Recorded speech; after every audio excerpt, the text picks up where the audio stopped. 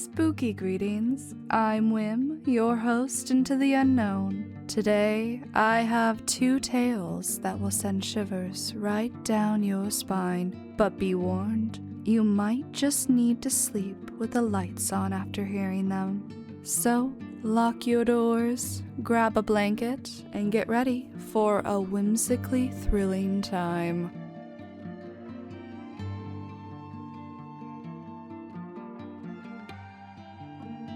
This story is posted by David Hollow.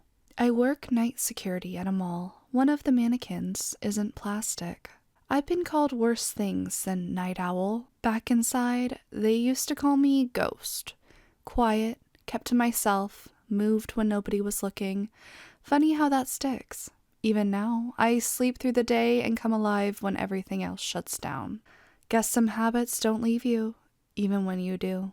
This job, security at Ridgeway Mall, it's the first real shot I've had since getting out. Clean shirt, badge, a boss who didn't ask too many questions. That alone was enough for me. Been there about a month now, long enough to learn the sounds. The hum of the lights, the click and settle of cooling metal.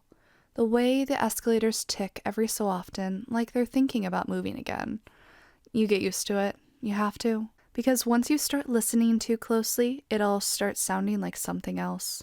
The mall's still new, not even a year old. Half the stores still have that fresh smell, plastic, paint, unopened inventory. And then there's the new one. Opened just a week ago. Velour Nocturne. Weird place. Not your usual mall shop. It's like someone took a gothic clothing store and shoved it into a roadside antique shop somewhere deep in Louisiana. Dark wood shelves, old trinkets, jewelry that looks older than the building itself. Stuff that doesn't belong under fluorescent lights. Corporate signed off on it, though. Money talks. Still, I don't like it. Unit 2? You alive, or you finally fall asleep on me? The radio crackled at my hip, sharp and sudden. I flinched before I could stop myself. Yeah, I muttered, pressing the button. Still breathing. That was Marcus. Other night guard. He's been here longer than me. Talks too much, but I guess that's better than silence. Good, he said. I'm making rounds near the food court. You check West Wing yet? On it. I clipped the radio back and kept walking. My boots echoed too loud against the tile. Velour Nocturne sat near the far end of the West Wing. Even with the gate down, it looked open.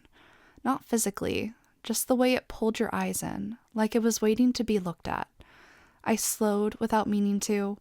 The lights inside were off, but the mall's dim glow slipped through the gaps of the metal gate, just enough to make out the shapes. Shelves, glass cases, and mannequins. Not the glossy, white kind most stores use. These were different, duller, more detailed. Faces that tried a little too hard to look human. One stood near the front, closer than the rest. Something about it made my chest tighten. I stepped closer to the gate, peering through. Its skin, if you could call it that, wasn't shiny plastic. It had a texture, matte, uneven, like something stretched over a frame instead of molded. Creepy, huh? The radio exploded to life. I jerked back, heart slamming against my ribs. Jesus, Marcus, I snapped, grabbing the radio. You trying to kill me? He laughed. Didn't know you spook that easy. I glanced back at the mannequin. Still there. Still wrong. Just do your rounds, I muttered. Just as I walked away, I couldn't shake the feeling that if I'd stayed a second longer, I might have seen it move. Second night started the same. Same hum, same empty halls, same routine. But something sat wrong in my gut from the moment I clocked in. Couldn't tell you why. I was in the security office when I noticed it. Camera 14, West Wing. Velour Nocturne. The gate was open. I leaned forward, squinting at the monitor. Not all the way, just enough for someone to slip through. My jaw tightened. Marcus, I said into the radio, you in West Wing? No response. Static. Marcus? Nothing. I exhaled sharply, pushing back from the desk. Unbelievable, I muttered. Guy disappears the second I need him. I grabbed my flashlight and headed out. The walk felt longer this time, quieter. Even the hum seemed distant. I kept glancing over my shoulder without meaning to. Old habit. Or maybe not so old. I was a few steps from the store when the radio crackled.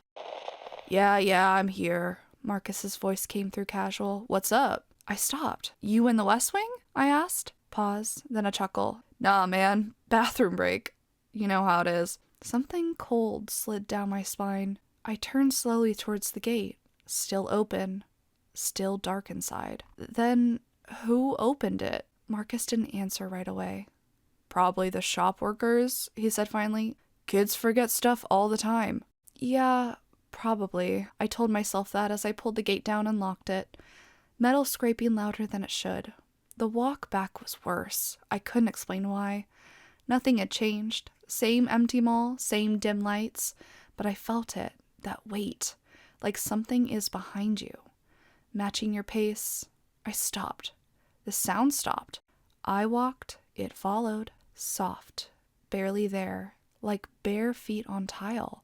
I spun around. Nothing. Just empty corridor stretching into shadow. I stood there longer than I should have, then forced myself to keep walking. Didn't look back again. By the third night, I already knew I wasn't staying at this job much longer. Didn't matter how clean the paycheck was. Some places don't want you. Or worse, they do. I saved Velour Nocturne for last. Didn't want to. But I wasn't about to let fear make decisions for me. Not again. The gate was open. I didn't even sigh. Didn't curse. Just stood there, staring at it like I'd been expecting it. Marcus, I said into the radio, you see this? Static, of course. I stepped forward and lifted the gate. Slow, careful, like it might react. Inside, the air felt thicker. My flashlight cut through the dark in a narrow beam. Shelves, glass, shadows stretching too long. And there, by the corner, the mannequin. Up close it looked worse, more real. The texture of its skin, uneven. Faint lines where there shouldn't be any. Its head angled slightly. Not dramatic, just enough. Like it'd been looking at the door, waiting. I swallowed. This is stupid, I whispered. Just a prop, just a store, just... I turned away for a second, just to sweep the room with my light. Routine. Clear the space, that's all. When I looked back, was it closer? I froze. My mind tried to fill in the gap, tried to explain it away. Perspective, lighting, memory playing tricks, but my chest knew better. I took a slow step back. The mannequin stood as it were.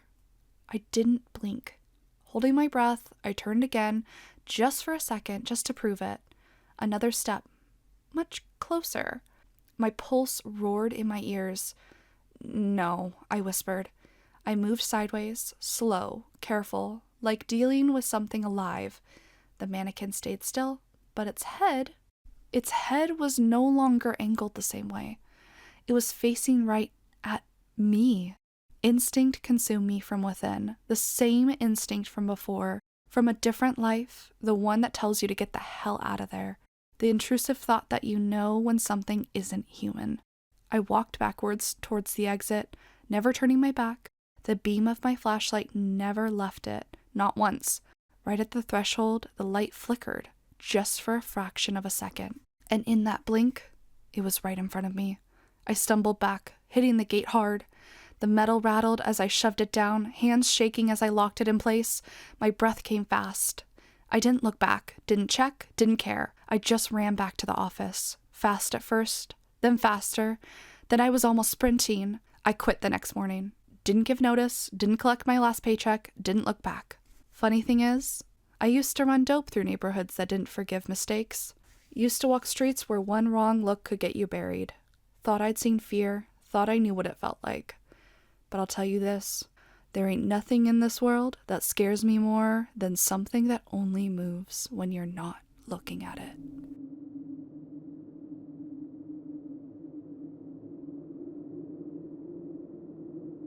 This story is hosted by TheNonlinearLinear. Whatever you may hear, do not open the door. That's the last thing I heard my husband say before he enclosed himself in his office.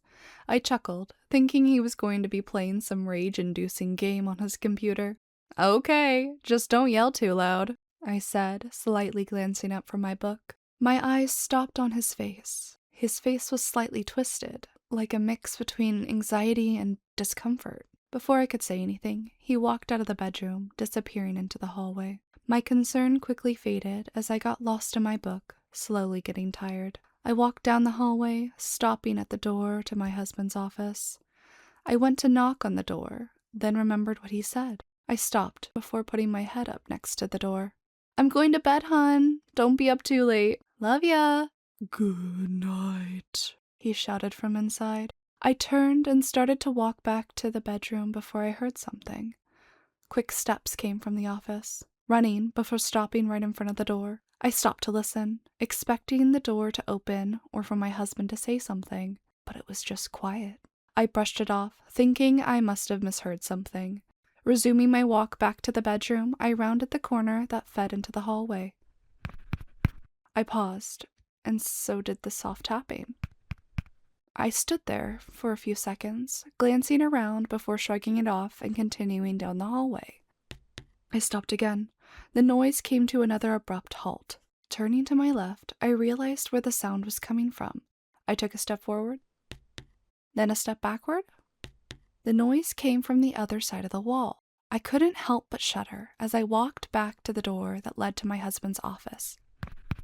I knocked on the door quickly. There was no response. I waited and knocked a second time. Nothing. Slowly, I leaned in before placing my ear to the cold wood. Deep, labored breathing came from the other side of the door, like someone was pressed against it.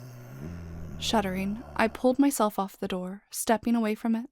My back collided with the wall. "Honey? Honey," my husband repeated after me, like a distorted echo. I don't like this, hun." There was no response. "Fuck this, I'm going to bed." I spat out tiredly, making my way down the hall, ignoring the tapping as I closed the door to the bedroom. Shutting off the lights, I climbed into bed, hunkering down beneath the sheets. As my mind began to quiet, I slowly drifted off to sleep. I bolted up as I heard repeated, loud, crashing noises from the room across the hall. The banging repeated as I jumped out of bed and raced down the hall, the noises of destructive chaos getting louder, like a loose animal going on a rampage. I didn't care anymore. I had to see what the hell was going on in there. As I came to the door of my husband's office, I hesitated slightly. A deep, guttural instinct flashed through my entire body. I shook it out of me as I took the handle and threw open the door.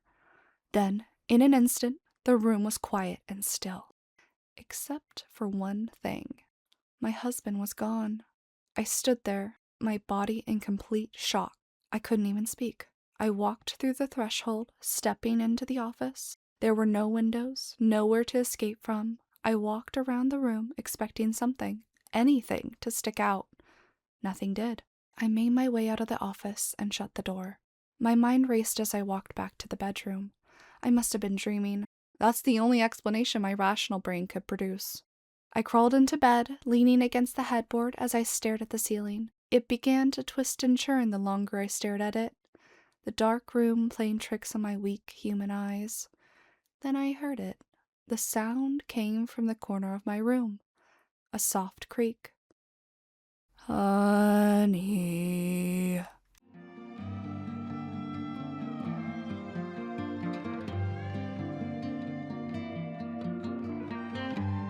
Did you survive the horrors of the night?